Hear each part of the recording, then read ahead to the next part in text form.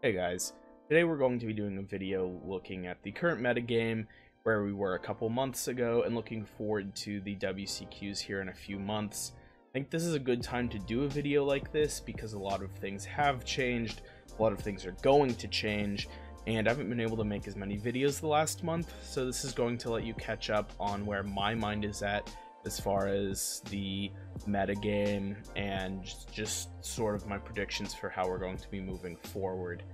And that's going to give context to many of the videos I make over the next few weeks.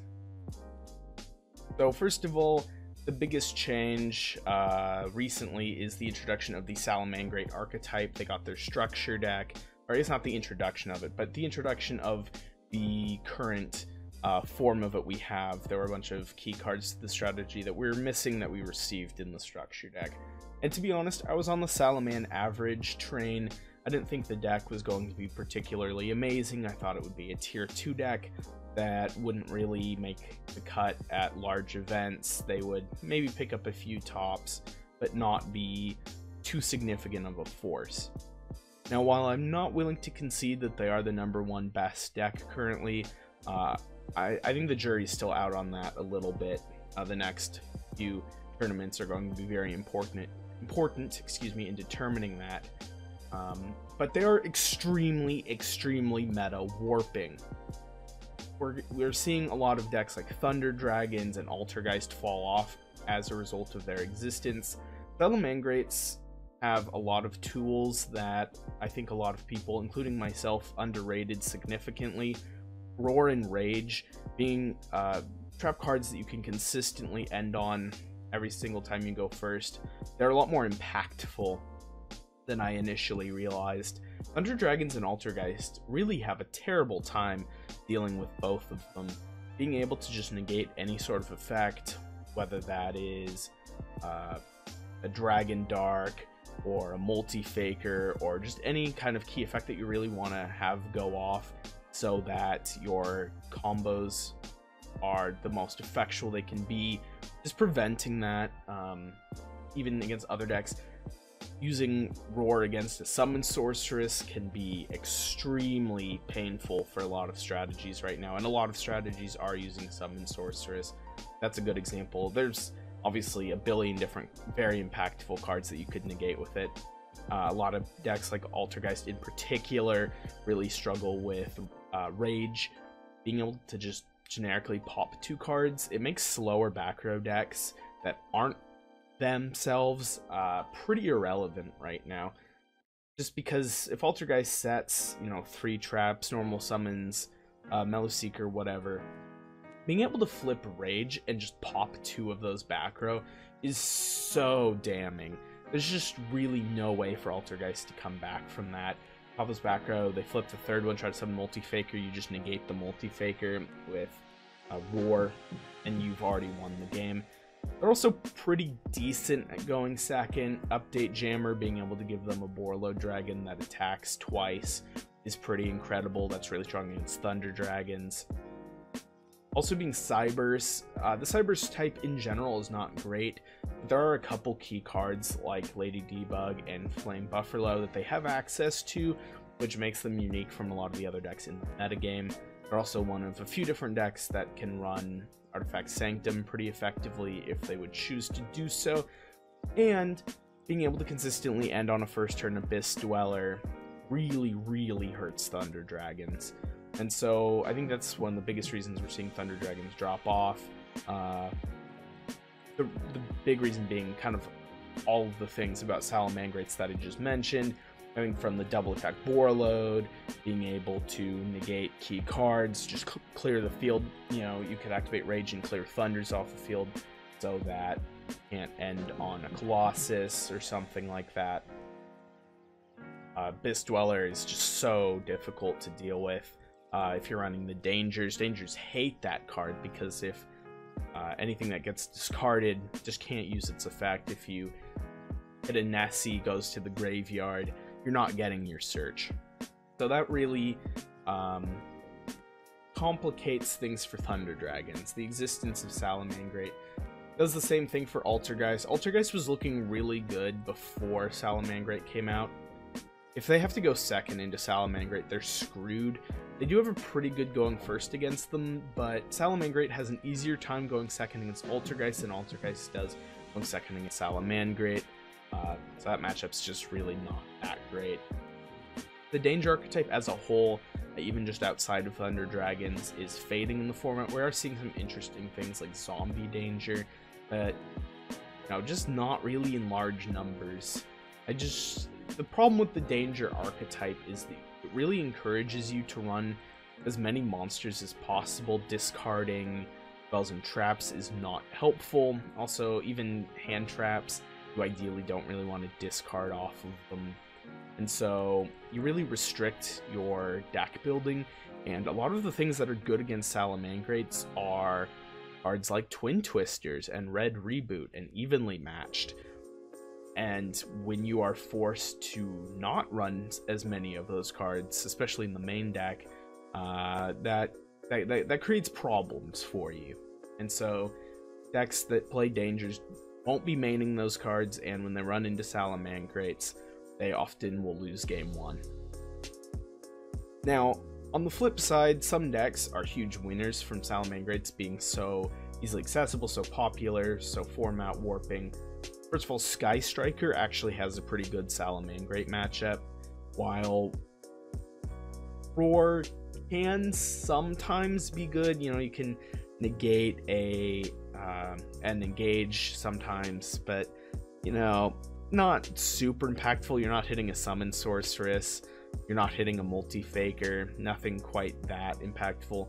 And Rage could hypothetically hit back row, the spells that Sky Striker set, but in practice, your Link monster is often getting stolen with Widow Anchor, it's getting Afterburnered, etc, etc, etc, and so sometimes you can't even resolve those cards. Abyss Dweller doesn't do anything. Double attack Bore Load is kind of whatever. Sky Striker just doesn't really care. So Sky Striker's really good Salamangreat matchups, which makes them an infinitely better deck. So last format, Sky Strikers were fading with the rise of Thunder Dragons and Altergeist. Now that those decks have been pushed to the wayside by Salamangreat, we're seeing Sky Strikers come back to being a very dominant deck, and I think is the other huge contender for best deck of the format. True Draco, not quite as dominating as Sky Striker is right now, but they're another winner from Salamangreat becoming much more relevant. True Draco runs a lot of floodgates that Salamangreats have difficulty dealing with. Salamangreats don't have as many cards that are as difficult for True Draco to deal with. True Draco is really willing to get down and dirty, go for that really messy grind game where you're trading a whole bunch of cards, because they have a whole lot of effects that allow them to search cards, draw cards in response to what you do. They can try to pop the Salamangreat Link monster to deny them advantage.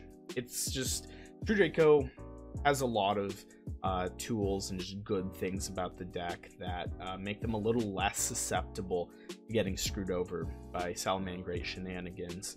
So, Sky Strikers and True Draco, big winners. Thunder Dragons, Altergeist, Danger decks in general tend to be losers. We're starting to see some more life from Pendulum Magicians, which I think is actually kind of interesting.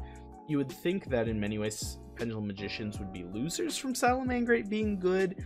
There's the Kali Yuga thing, which makes them a bit better, I guess. Just being able to set up 3-4 negate boards is good.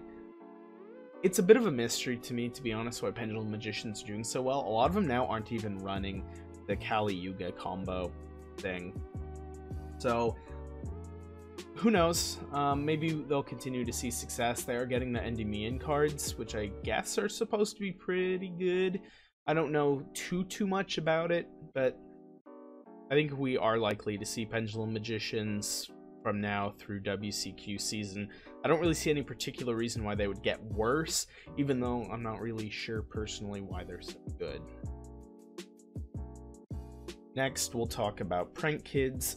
So, Robbie over at MCool40 has been doing a lot of metagame discussions recently, And he did say one thing that I really agreed with, which is that Prank Kids are the new Ritual Beasts.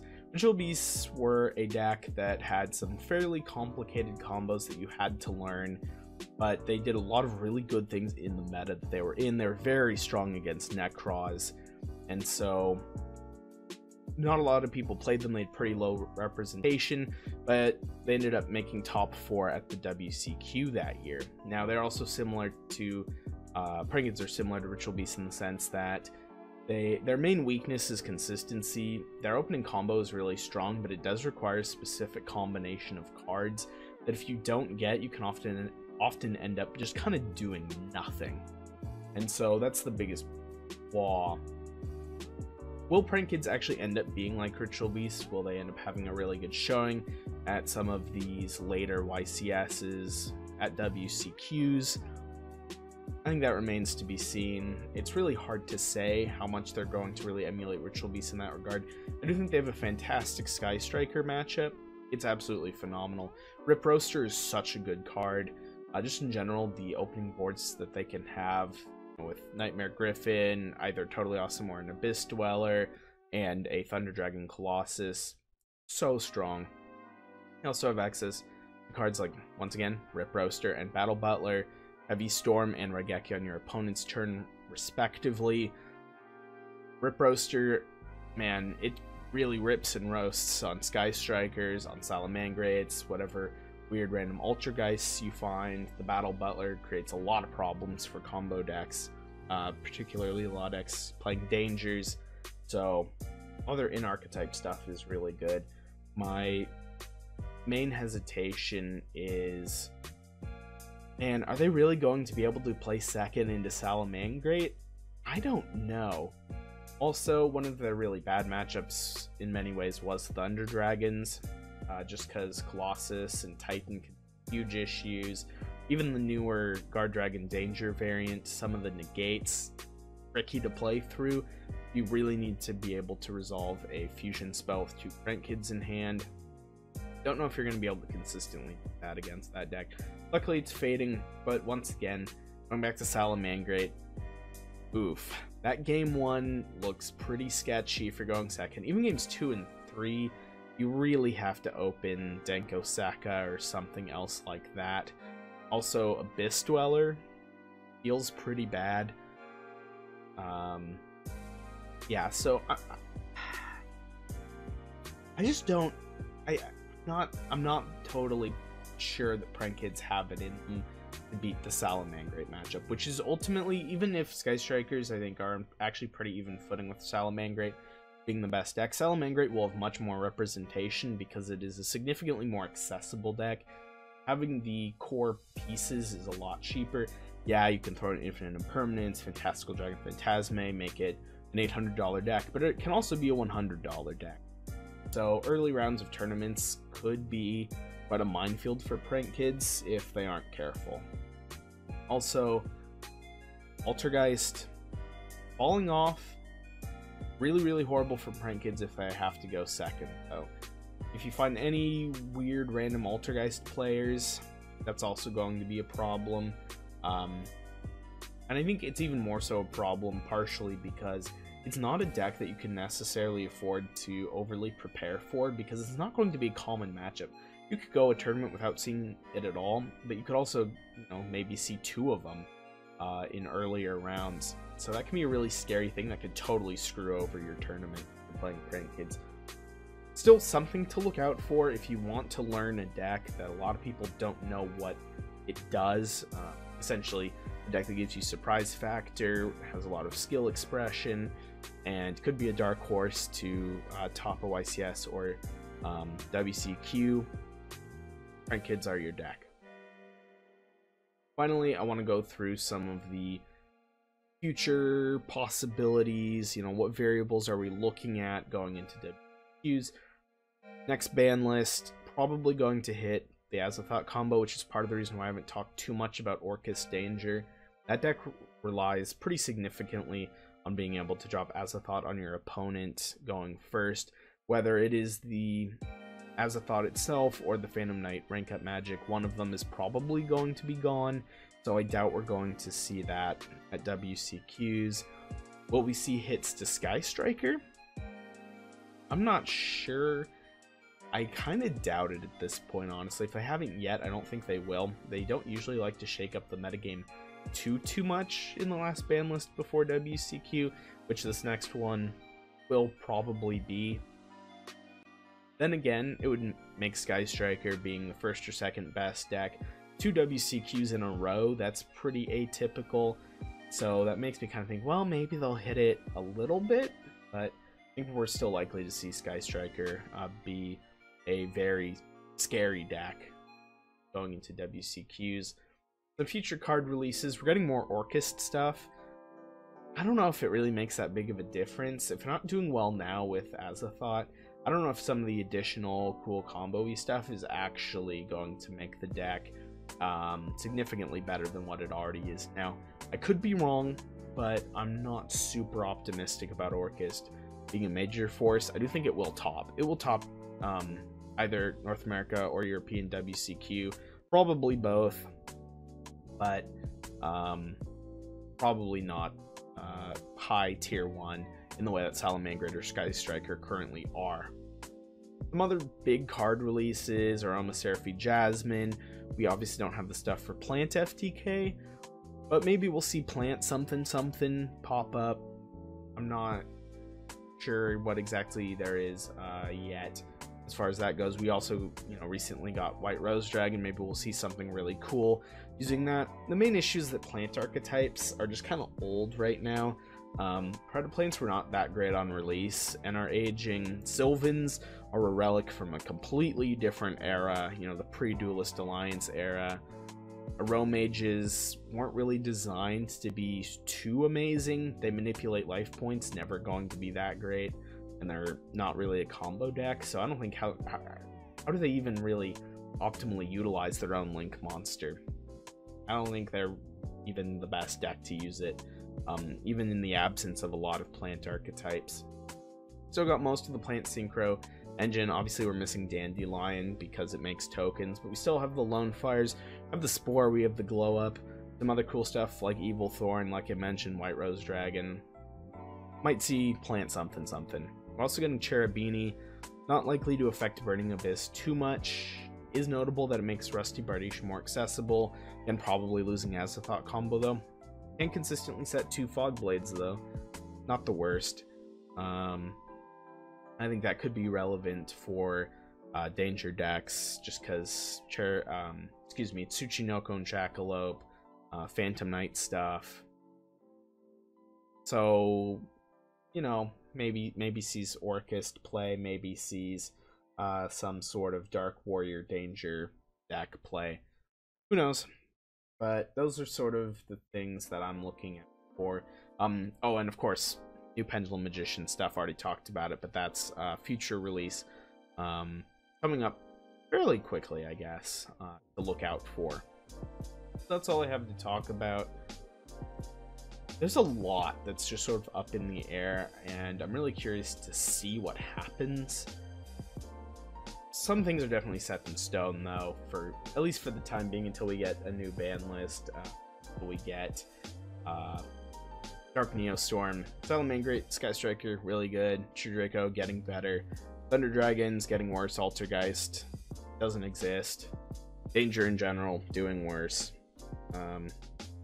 Seeing some signs of life from Pendulum Magicians. Prank Kids are the deck with a lot of potential, but will they really fulfill that? Are there problems too insurmountable this format?